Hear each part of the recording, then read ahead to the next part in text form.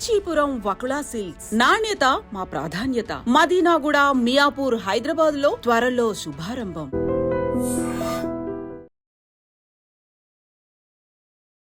నమస్తే, welcome to I dream social spotlight with కవిత.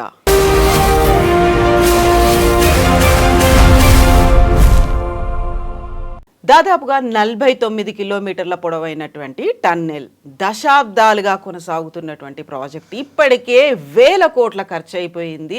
తిరిగి ప్రారంభించిన తర్వాత కొన్ని రోజులకే కుప్పకూలిపోయింది. అందులో 8 మంది ప్రాణాలతో ఉన్నారా, ఏమైంది అనేది తెలియని పరిస్థితి. ఎస్ఎల్బిసి ప్రాజెక్ట్స్కి సంబంధించి ఎందుకని ఇంత లాంగ్ రన్లో ప్రాజెక్ట్ కొనసాగుతోంది, జరగాల్సిందేంటి, ఎందువల్ల మొదలు పెట్టాల్సిన అవసరం వచ్చింది, ఇప్పుడు ఎందుకు రాజకీయాలు చుట్టూ కొనసాగుతూ ఉన్నాయి. మనతో పాటుగా ఉన్నారు సీనియర్ జర్నలిస్ట్ సాయి శేఖర్ గారు. సాయి శేఖర్ గారు, నమస్కారం అండి. నమస్తే అండి. సో ఎస్ఎల్బిసి ప్రాజెక్ట్ ప్రతిసారి మహబూబ్ నగర్, నల్గొండ, అక్కడ ఆ ప్రాంత ప్రజల సాగునీరు, తాగునీరు కోసం ఎస్ఎల్బిసియే ఏకైక పరిష్కారం, అదే నినాదంగా వచ్చింది, అదే ఎన్నికల ప్రచారంలో ఉపయోగపడింది. ఈసారి ఏం జరిగింది, అసలు 8 మంది ప్రాణాలు అందులో ఉన్నారా, ఏమయ్యాయి, ఎప్పుడు బయటికి తీస్తారు, ఏది తెలియని పరిస్థితి. SLBC Srisailam left branch canal ఇది కొత్తగా పుట్టుకొచ్చిన ప్రాజెక్ట్ కాదు. రాజకీయాలకు కొంచెంసేపు పక్కన పెడదాం, అట్లీస్ట్ మనమన్నా రాజకీయాలు కాసేపు పక్కన పెడదాం. 1978లో మర్రి చెన్నారెడ్డి గారు ముఖ్యమంత్రిగా ఉన్న కాలంలో నల్గొండ జిల్లాలో ఉన్న ప్రాంతానికి వాటర్ అందించాలనే లక్ష్యంతో మొదలుపెట్టిన ప్రాజెక్ట్ ఇది. ప్రాజెక్ట్ ఆయన స్టార్ట్ చేయలేదు, ఆయన ఆలోచన చేశారు. ఆలోచన చేసి ఒక ఎక్స్పర్ట్స్ కమిటీ వేశారు. ఆ కమిటీ రిపోర్ట్ ఇచ్చింది 2 ఏళ్లకు 3 ఏళ్లకు. తర్వాత 80-81 ప్రాంతంలో అంజయ్య గారు ముఖ్యమంత్రిగా ఉన్నప్పుడు 3 కోట్ల రూపాయలు శాంక్షన్ చేసి ఎంతో కొంత పని ప్రారంభం చేసే కార్యక్రమం చేశారు. ఆ తర్వాత ఎన్టీఆర్ వచ్చి Srisailam right branch canal, left branch canal రెండు plans, right bank will go towards Rayalaseema, left towards this అనేది ప్లాన్లో ఆయన మొదలుపెట్టాడు. ఆయన కొంత డబ్బు శాంక్షన్ చేసాడు, కొంత వర్క్ స్టార్ట్ అయింది. అది ఈ ఎస్ఎల్బిసికి ఒక మౌలికంగా దాని లక్ష్యం నెరవేర్చడం కోసం 2 టనల్స్, 2 బ్యాలెన్సింగ్ రిజర్వాయర్స్ అండ్ కొంత open canal. It's a long project. అయితే 4 లక్షల ఎకరాలకు నీరు అందిస్తుంది. 4 లక్షల ఎకరాలకు నీరు అందిస్తున్నప్పుడు ఆ investment is not a waste. అయితే మనకి ఇప్పుడు ఫస్ట్లో ఏదో దాన్ని 50 కోట్లతోనో 100 కోట్లతోనో 1000 కోట్లతోనో 2000 కోట్లతోనో స్టార్ట్ చేశారు. ఇప్పుడు దాని తలక కాస్ట్ ఎస్కలేట్ అయిపోయింది. కాస్ట్ ఎస్కలేషన్, ఇన్ఫ్లేషన్ రేట్స్ పెరుగుతున్నాయి కదండి, అండ్ జీవన శైలి మారుతుంది, పెర్ క్యాపిటల్ ఇన్కమ్ మారింది దేశంలో, ఎకనామిక్స్ మారుతున్నప్పుడు అంటే నాకు నెలకి ₹1,00,000 జీతం రావాలి కానీ ప్రాజెక్టుల కాస్టులు పెరగకూడదు అనేది సాధ్యం కాదు. బికాస్ నేను సపోజ్ దాంట్లో ఆ ప్రాజెక్ట్లో ఉన్న ఏదో ఒక కాంపోనెంట్లో ఒక ఇంజనీర్ గాను, ఒక కార్మికుడు గాను నేను పనిచేస్తున్నాను అనుకోండి, సపోజ్ స్టీల్ ప్రొడక్షన్, దాని కాస్ట్ పెరుగుతుంది కదా. బికాస్ దాన్ని రా మెటీరియల్ కాస్ట్ పెరుగుతుంది, దాన్ని సోర్స్ చేసే కాస్ట్ పెరుగుతుంది, దాన్ని ప్రాసెస్ చేసే కాస్ట్ పెరుగుతుంది, జీతాల కాస్ట్ పెరుగుతుంది. సో క్యాస్కేడింగ్ ఎఫెక్ట్ ఉంటుంది. దానివలన ప్రాజెక్ట్స్ కాస్ట్ల మీద కూడా న్యాచురల్గా కొంత ఇన్ఫ్లేషన్ దెబ్బ పడడం వలన ధరలు పెరుగుతాయి. సో ఎస్టిమేటెడ్ కాస్ట్ రివైజ్ అవుతూ ఉంటుంది. ఇది is very common. A project కూడా ఇన్ని కోట్ల రూపాయలు లేకపోతే ఇన్ని వేల కోట్ల రూపాయలు అనుకున్నది అక్కడికి ఆగిపోతుంది. ఎప్పుడు అవ్వలేదు, అలా చరిత్రలో అవ్వలేదు. ఏ ప్రాజెక్ట్ అవ్వదు, అది ఇరిగేషన్ అనే కాదు, any project, railway project, irrigation project, municipal projects, roads, nothing will happen with in the stipulated budget amount. So cost escalation అనేది తప్పదు. We have to be prepared for that. ఇది ఒకటి. రెండోది, మీకు దాంట్లో ప్రాజెక్ట్లో ఉన్న కాంపనెంట్స్ చెప్పాను నేను. మొదట ఒక టనల్, దాని పొడవు 8 పాయింట్ సంథింగ్ 43.91 కిలోమీటర్లు. దీంట్లో అండ్ సెకండ్ టనల్ 7.121 కిలోమీటర్స్. దీంట్లో మొదటి టనల్, రెండో టనల్ అయిపోయింది, అది సులభంగానే అయిపోయింది. అది నల్గొండ జిల్లా ప్రాంతంలో కట్టారు, ఆ డిండి రిజర్వాయర్కి సంబంధించిన దగ్గరలో కట్టారు, అది అయిపోయింది. ఈ శ్రీశైలం ఫోర్ షోర్ నుంచి నీళ్లు తీసుకుని గ్రావిటీ ద్వారా నీరు పంప్ చేసి అక్కంపల్లి రిజర్వాయర్లోకి పంప్ చేసి అక్కంపల్లి ఫోర్ షోర్ నుంచి వాటర్ తీసుకుని నల్గొండ జిల్లాలోకి పారించాలనేది లక్ష్యం. దాంతో ఈ ప్రాజెక్ట్ మొదలుపెట్టారు. సో మీకు చెప్పాను, చెన్నారెడ్డి గారు చేశారు, అంజయ్య గారు గవర్నమెంట్ మొదలుపెట్టింది ఓం ప్రథమంగా. కొంత దూరం వెళ్ళింది. ఎన్టీ రామారావు గవర్నమెంట్ వచ్చిన తర్వాత కొంత గట్టిగా యాక్టివిటీ స్టార్ట్ అయింది. 95లో చంద్రబాబు నాయుడు గారు ముఖ్యమంత్రి అయిన తర్వాత ఆయన ఏం చేశారంటే, ఇది tunnel construction is taking time అంచేత మనం ఏం చేద్దామంటే నాగార్జున సాగర్ ఫోర్ షోర్లోంచి వాటర్ లిఫ్ట్ చేసి దాన్ని ముందు పంప్ చేసేద్దాం, చేస్తే ఎంతో కొంత జరుగుతూ ఉంటుంది. సో 2.25 లక్షల ఎకరాలకు నీళ్లు అందించే కార్యక్రమానికి ఆయన నాంది పలికాడు. ఆయన కంప్లీట్ చేశాడు, ఆయన టెన్యూర్లో ఆ ప్రాజెక్ట్ కంప్లీట్ చేశాడు. దాని పేరు Elimineti Madhava Reddy lift irrigation project. ఇప్పుడు ఈ ఎస్ఎల్బిసి మొత్తానికి Elimineti Madhava Reddy project, AMR project అనే పేరు పెట్టారు. చంద్రబాబు నాయుడు కాలంలో ఆ ప్రక్రియ పూర్తి అయిన తర్వాత, but that is only temporary arrangement. ఎందుకంటే నాగార్జున సాగర్ కృష్ణా ప్రవహిస్తున్న దశలో లాస్ట్ ప్రాజెక్ట్ అది. దాని తర్వాత పులిచింతలు వచ్చింది. Pulichintala is only balancing reservoir, Nagarjuna Sagar లాగా కాదు. So Nagarjuna Sagar last point అనుకుంటే, అక్కడికి ఇప్పుడు శ్రీశైలంలో నీళ్లు తగ్గాయి అనుకోండి, అంటే ఉదాహరణకి ఆల్మట్టిలో నీళ్లు తగ్గితే నారాయణపూర్లో నీళ్లు తగ్గుతాయి, నారాయణపూర్లో నీరు తగ్గితే జూరాల్లో నీరు తగ్గుతాయి, జూరాల్లో నీరు తగ్గితే శ్రీశైలానికి తగ్గుతుంది, అక్కడి నుంచి నాగార్జున సాగర్. మనం చాలా సందర్భాల్లో చదువుతుంటాం, అసలు Krishna is over tapped river, దాని మీద చాలా ప్రాజెక్టులు వచ్చేసాయి. సో నీరు తగ్గడం, శ్రీశైలం దగ్గర ఎఫ్ఆర్ఎల్ కంటే చాలా తక్కువ ఉండడం, నాగార్జున సాగర్ ఎఫ్ఆర్ఎల్ కంటే ఇంకా కిందకి ఉండడం, ఫుల్ రిజర్వాయర్ లెవెల్ కంటే కిందకు ఉండడం అనేది మనం చాలా సందర్భాల్లో చూస్తున్నాం. సో ఒకసారి ఎఫ్ఆర్ఎల్ బాగా తగ్గిపోతే నాగార్జున సాగర్ నుంచి నీరు పంప్ చేయడం అనేది సాధ్యం కాదు ఫోర్ షోర్ నుంచి.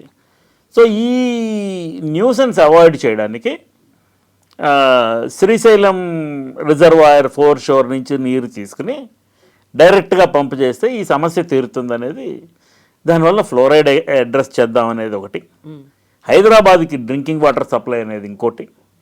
ఈ నల్గొండ జిల్లాలో సుమారు 4.5 లక్షల ఎకరాలకు, అంటే ఇప్పుడు నల్గొండ, యాదాద్రి, భువనగిరి, సూర్యాపేట 3 జిల్లాలు అయ్యింది అది. ఈ 3 జిల్లాలలో 4.5 లక్షల ఎకరాలకు నీరు అందించాలనేది లక్ష్యం. సో రాజశేఖర రెడ్డి గారు ముఖ్యమంత్రి అయిన తర్వాత he decided to go for the main tunnel. ఆ ఫోర్ షోర్ నుంచి వాటర్ తీసుకోవడానికి up to the hill point there is no problem, దాన్ని గ్రావిటీతో లాగచ్చు. అక్కడి నుంచి తవ్వాలి, అక్కడి నుంచి ఈ టనెల్ తవ్వాలి. టనెల్ పొడుగు 43 కిలోమీటర్లు. ఈ 43 కిలోమీటర్లో అతను టీబీఎం టనల్ బోరింగ్ మెషిన్ తెప్పించి స్టార్ట్ చేశారు. రాజశేఖర రెడ్డి అదేదో 2010 పూర్తి అవ్వాలనేదో అనుకున్నారు. సరే మధ్యలో ఆయన పోవడం, ప్రాజెక్ట్ అయితే నడుస్తుండింది. కాంగ్రెస్ ప్రభుత్వం 2014 వరకు అధికారంలో ఉంది ఉమ్మడి ఆంధ్రప్రదేశ్లో. బట్ ఉమ్మడి ఆంధ్రప్రదేశ్లో జరుగుతున్న విషయం అయినా కూడా ఎస్ఎల్బిసి అనేది పూర్తిగా తెలంగాణకు సంబంధించినటువంటి ప్రాజెక్ట్. సో ఒక 20 మొత్తం 33.5 కిలోమీటర్ల వర్క్ పూర్తయింది మేడం. దీంట్లో దీన్ని రెండు దిక్కుల నుంచి తవ్వుకుంటూ వచ్చారు. Inlet out inlet outlet. Nagar Kurnool జిల్లాలో నాగర్ కర్నూలు ప్రాంతంలో ఇన్లెట్, నల్గొండ ప్రాంతంలో అవుట్లెట్. దాని తాలూకా ఇన్లెట్ నుంచి తవ్వడానికి ప్లాన్ చేసిన దాని లెంగ్త్ 19.5 కిలోమీటర్స్. అవుట్లెట్ నుంచి తవ్వుకుంటూ వెళ్ళడానికి ప్లాన్ చేసిన డిస్టెన్స్ వచ్చేసి 23.9 కిలోమీటర్స్. ఇది పరిస్థితి. దీంట్లో ఇన్లెట్ దగ్గర నుంచి 13.935 కిలోమీటర్లు తవ్వారు. అవుట్లెట్లో 20.435 కిలోమీటర్లు తవ్వారు. ఆ మధ్యలో తవ్వకం ఆగి ఉన్నది, వర్క్ ఇన్ ప్రోగ్రెస్. అంటే మొత్తం 33.5 కిలోమీటర్లు తవ్వారు. ఇక ఆ బ్యాలెన్స్ 10 కిలోమీటర్స్ డిస్టెన్స్ తవ్వాలి. దీంట్లో ఇక్కడ ఇప్పుడు రాజకీయాలు మాట్లాడుతున్నారు. అసలు ప్రాజెక్ట్స్లో రాజకీయాలు మాట్లాడటం అవసరం లేదండి. అంటే ఒకటి, ప్రోగ్రెస్ ఏ గవర్నమెంట్ ఉన్నా కానీ ప్రాజెక్ట్ అనుకున్న తర్వాత దాన్ని కంప్లీట్ చేస్తారు. తర్వాత గవర్నమెంట్ అయినా సరే. ఫర్ ఎగ్జాంపుల్ కొంతసేపు మనం ఎస్ఎల్బిసిని పక్కన పెడదాం. హైదరాబాద్కి ఒక ఇంటర్నేషనల్ ఎయిర్పోర్ట్ ఉండాలి అని చంద్రబాబు నాయుడు ఆలోచన చేశారు. ఆలోచన చేసి గ్రీన్ఫీల్డ్ ఎయిర్పోర్ట్ మొదలుపెట్టారు. బట్ గ్రీన్ఫీల్డ్ ఎయిర్పోర్ట్స్ కట్టాలి అనే ఆలోచన నరసింహారావు గవర్నమెంట్ చేసింది. నరసింహారావు గవర్నమెంట్ నేషనల్ హైవేస్ పెద్దవి చేయాలి, గ్రీన్ఫీల్డ్ ఎయిర్పోర్ట్స్ కట్టాలి అనే ఆలోచన చేసింది. కానీ ఆ government did not lost more than 5 years. ఆ తర్వాత వచ్చిన యునైటెడ్ ఫ్రంట్ గవర్నమెంట్ కాస్త అటు ఇటుగా ఉండింది. తర్వాత బీజేపీ గవర్నమెంట్ వచ్చి స్థిరంగా ఉండినప్పుడు అప్పుడు చంద్రబాబు నాయుడు గారు ఆ గవర్నమెంట్లో భాగస్థుడు. సో ఆయన గ్రీన్ఫీల్డ్ ఎయిర్పోర్ట్స్ పీపీపీ మోడల్ అనేది because of economic liberalisation introduced by Narasimha Rao, దానివల్ల వచ్చిన అడ్వాంటేజ్ అది. అంతకుముందు అన్ని ఈపీసీ ప్రాజెక్ట్సే, గవర్నమెంటే డబ్బులు పెట్టాలి.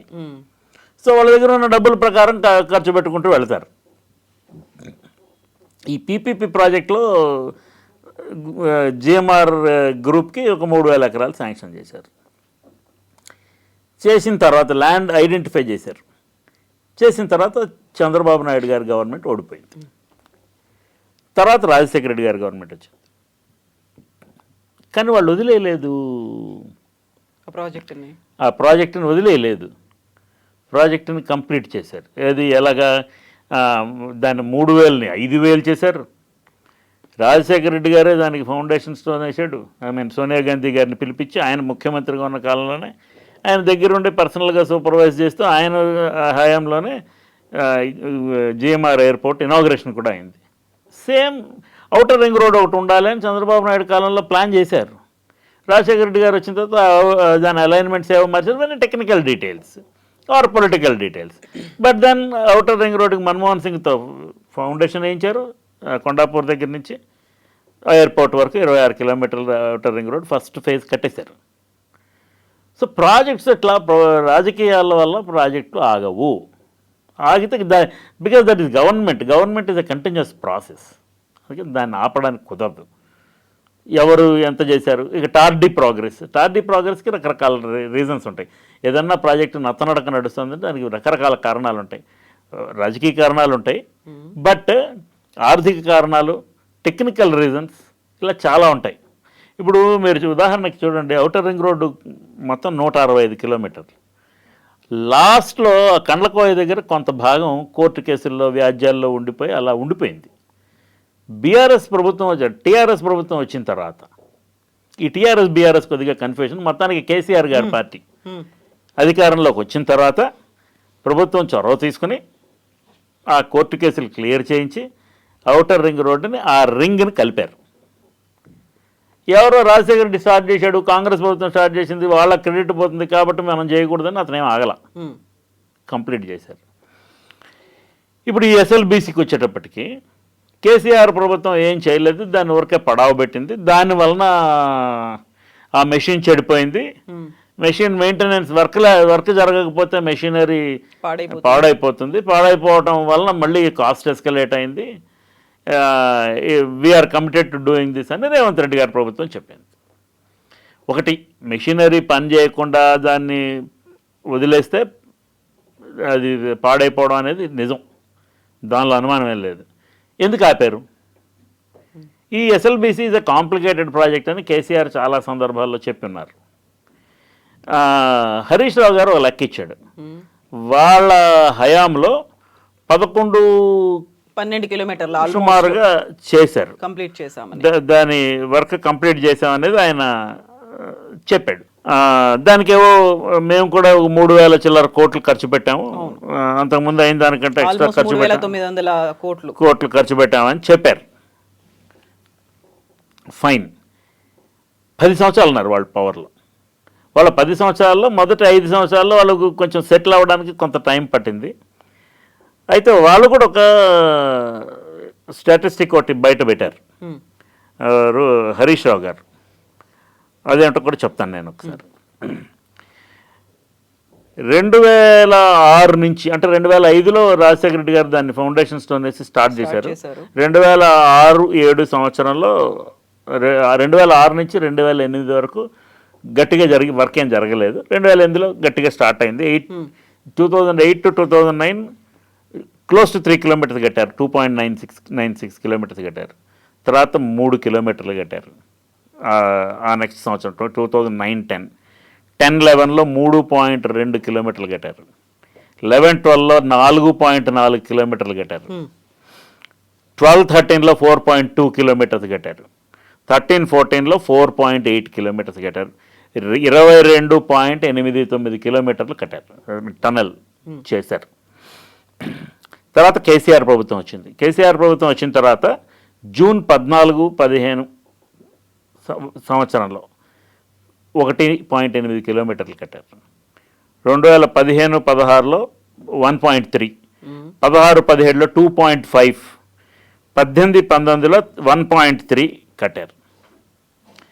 ఎలక్షన్ అయింది, ప్రభుత్వం మారింది, వాళ్ళ ప్రభుత్వమే కొనసాగింది, ఎలక్షన్ అయింది. మళ్ళీ 19-20లో కేవలం 141 మీటర్స్ కట్టారు. ఎందుకంటే అప్పటికే సీపేజ్ అనేది మొదలైంది, కారిపోతున్నాయి వాటర్ అనేది. నీరు అంటే అక్కడ ఉండే లోకల్ కండిషన్స్ ఉంటాయి.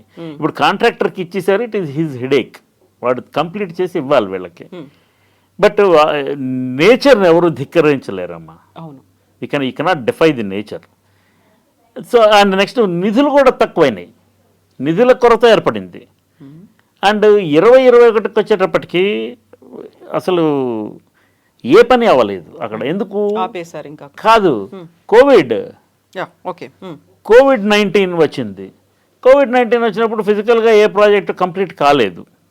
ఆ తర్వాత సంవత్సరం ఒక 900 మీటర్లు తవ్వారు. ఆ తర్వాత సంవత్సరం 450 మీటర్లు తవ్వారు. ఆ తర్వాత గవర్నమెంట్ పోయింది వాళ్ళది. సో స్థూలంగా 2002వ టర్మ్లో వీళ్ళు తవ్విన డిస్టెన్స్ చాలా తక్కువ. దానికి కోవిడ్ ఒక ప్రధాన కారణం. కోవిడ్ వలన రాష్ట్ర ఆర్థిక పరిస్థితి దెబ్బతిన్నమాట వాస్తవం.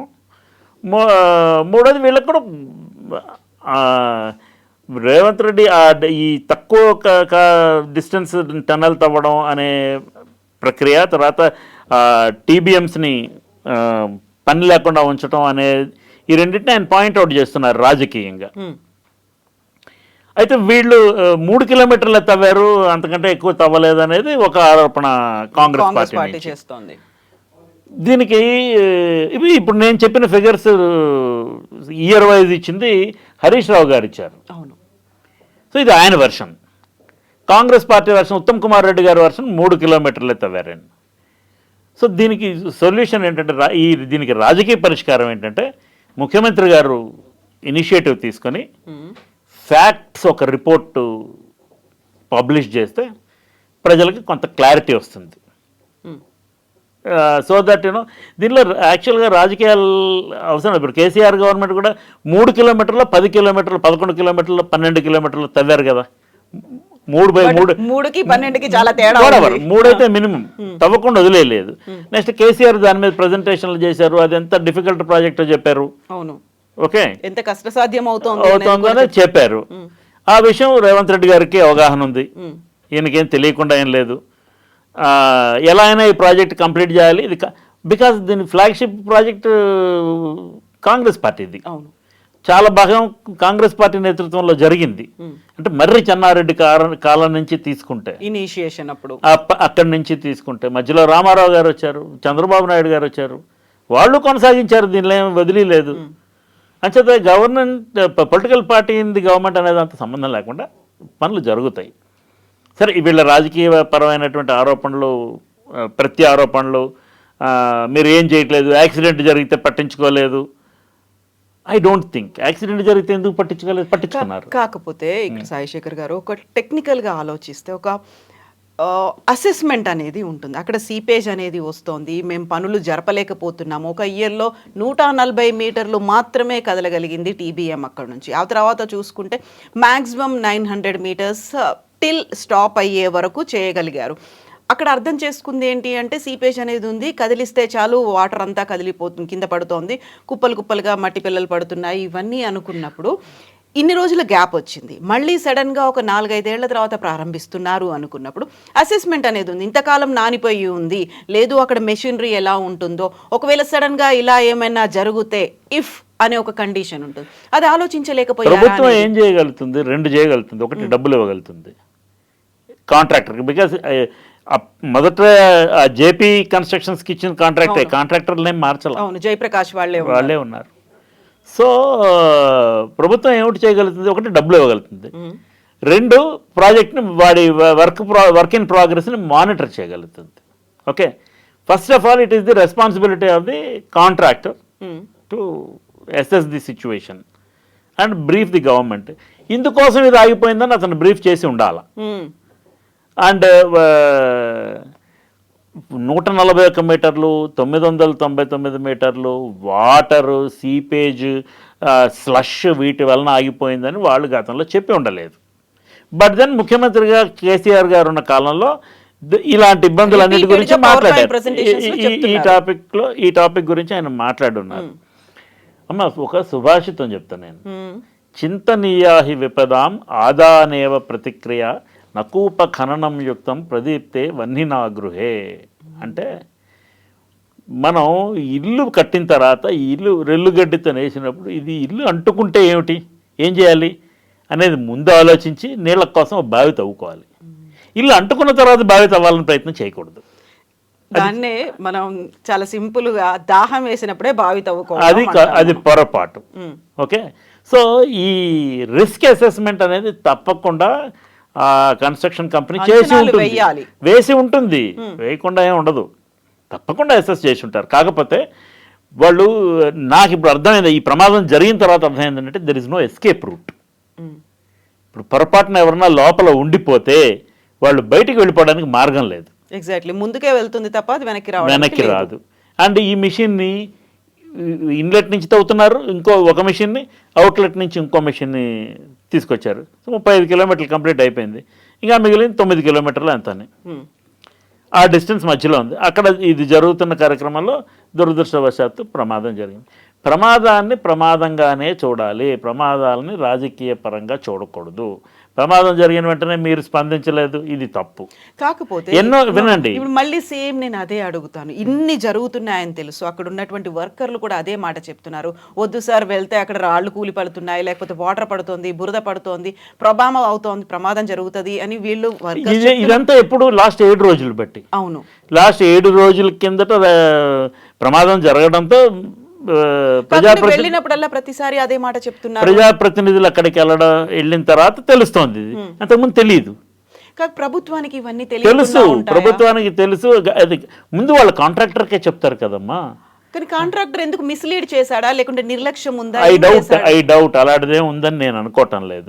ఎందుకంటే ఎవరికైనా, ఏ కాంట్రాక్టర్కైనా మనం ఈ వర్క్ సక్సెస్ఫుల్ గా కంప్లీట్ చేసి హ్యాండ్ ఓవర్ చేద్దాం, that will be credit to us అన్నట్టు ఉంటుంది. హ్యాజిల్ ఫ్రీ ఉండాలి, అట్ ది సేమ్ టైం ప్రమాదాలు జరగకూడదు. సో ఈ ప్రమాదాన్ని రాజకీయం చేయడం అనేది 2 పార్టీలది తప్పు. అటు బీఆర్ఎస్ది తప్పే, కాంగ్రెస్ది తప్పే. మీరు స్పందించలేదు. ఎన్ని ఏజెన్సీస్ పనిచేస్తున్నాయి అక్కడ? సుమారు ఒక 20 ఏజెన్సీస్ వెంటనే వచ్చేసినాయి. ఎన్డీఆర్ఎఫ్ వచ్చింది, ఎస్డీఆర్ఎఫ్ వచ్చింది, రైల్వేస్ వచ్చింది, జియోలాజికల్ సర్వే ఆఫ్ ఇండియా వచ్చింది, హైడ్రా వచ్చింది, సింగరేణి కాలరీస్ డిజాస్టర్ వచ్చింది, రైల్వేస్ వచ్చింది, ర్యాట్ హోల్ మైనర్స్ ఉన్నారు, అన్ని రకాల మెషినరీస్ని ప్రెస్ చేస్తున్నారు, ఫైర్ డిపార్ట్మెంట్ ఉన్నది, మొత్తం close to 20 departments. First day ప్రమాదం జరిగిన వెంటనే ముఖ్యమంత్రి గారు మన ఉత్తమ్ కుమార్ రెడ్డి గారిని, జూపల్లి కృష్ణారావు గారిని ఇక్కడ పంపించారు. ఎందుకు పంపించాలి మంత్రుల్ని?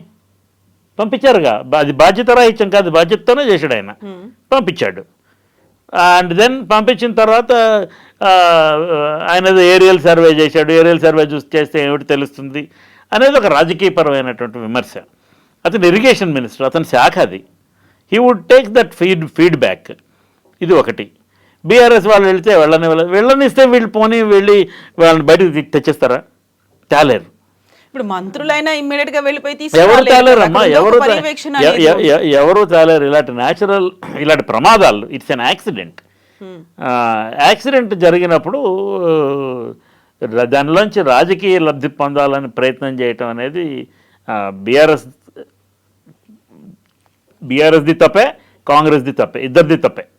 అసలు రాజకీయాలు మాట్లాడాల్సిన అవసరం లేదు ఈ సందర్భంలో. ఇప్పుడు ఫర్ ఎగ్జాంపుల్ కాళేశ్వరం కుంగింది. మేడిగడ్డ దగ్గర, సుందిళ్ళ దగ్గర, అన్నారం దగ్గర, బొంగొచ్చి ఒక దగ్గర, పిల్లర్స్ కుంగిపోయి ఒక దగ్గర, దేర్ వాజ్ సమ్ ప్రాబ్లం. ఇది యాక్సిడెంట్. ఇది అసెస్ చేయలేపారా టెక్నికల్గా ముందు చేస్తున్నప్పుడు? ఈ ప్రాజెక్ట్, కాళేశ్వరం ప్రాజెక్ట్ అయితే కంప్లీట్గా బీఆర్ఎస్ ప్రభుత్వంలోనే జరిగింది కదా, ఫాస్ట్గా చేశారు కదా. ఇప్పుడు ఆ ప్రాజెక్టులో నీళ్లు నువ్వు వదిలేసి ఉంటే, నీళ్లు నిండుగా ఉంచి ఉంటే గ్రౌండ్ వాటర్ ప్రాబ్లం వచ్చేది కాదు, వేసవకాలంలో ఇబ్బంది వస్తుంది అనేది బీఆర్ఎస్ ఆరోపణ కాంగ్రెస్ మీద. నీళ్లు నింపుగా ఉంచి ఉంటే కూలిపోతే జరిగే ప్రమాదం ఇంకా పెద్దది అవుతుందన్న ఉద్దేశంతో మేము నీళ్లు తొలగించాం అనేది కాంగ్రెస్ వాళ్ళ వాదన. ఓకే, బట్ మొత్తానికి ఎంక్వైరీ కమిషన్ వేశారు. దానికి ఏవో ప్రభుత్వానికి కొన్ని అనుమానాలు ఉన్నాయి దాని మీద. సో ఎంక్వైరీ కమిషన్ ఏం రిపోర్ట్ ఇస్తున్నారో చూద్దాం. That is a different story.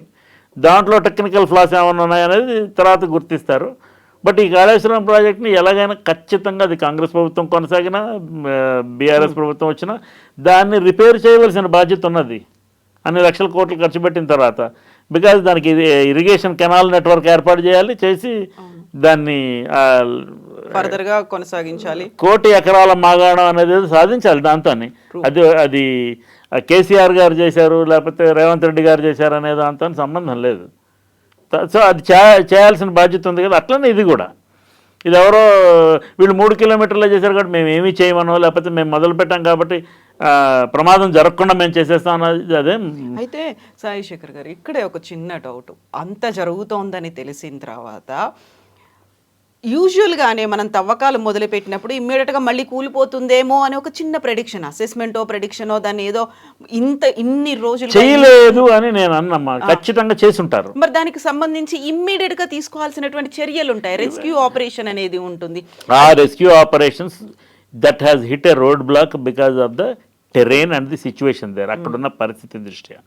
Okay, ఇప్పుడు విమాన ప్రయాణం జరుగుతుంటుంది.